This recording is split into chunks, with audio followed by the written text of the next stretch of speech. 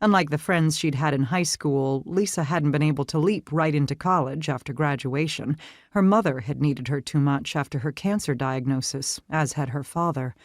The college fund her parents had spent years scrimping and saving and accumulating had instead gone toward covering high insurance deductibles, travel costs for treatments, medications, and fees insurance wouldn't cover, and the loss of her mother's income.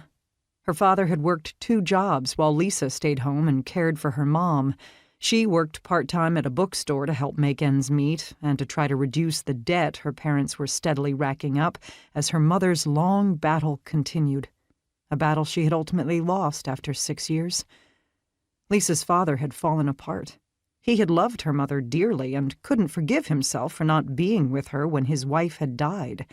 Both he and Lisa had thought there would be more time, so he had been at work, struggling to avoid bankruptcy. The fact that he had not been with the woman he loved during her final moments had utterly crushed him. Lisa had suppressed her own grief and done what she could to help him. She continued to work, even while she started college on a partial scholarship, but her father never recovered.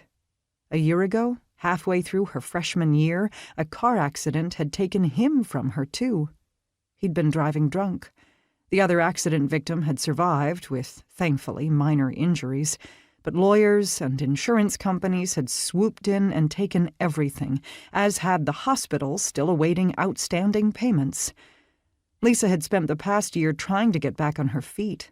Dr. Aguera had been her lifeline here on campus, ensuring her other professors dropped her from their classes instead of failing her when she'd suddenly found herself without a home or a job and no way to attend classes shortly before finals.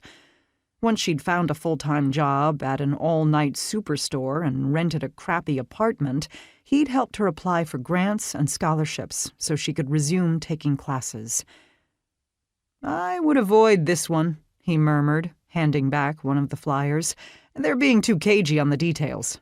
"Okay." He'd also tipped her off to alternative ways to earn a little extra money on the side. He'd had to work his way through grad school, and one way he'd made ends meet was by participating in clinical studies various medical groups advertised on the Science Building's notice board. Lisa hadn't even thought of that, nor had she paid attention to the notices, assuming they were mostly students looking for roommates or frat party announcements. But there were also, she discovered, calls for paid volunteers for studies, just as Dr. Aguera had said. So far, she had been paid to participate in several. Her favorites had been a cholesterol study and a blood pressure study,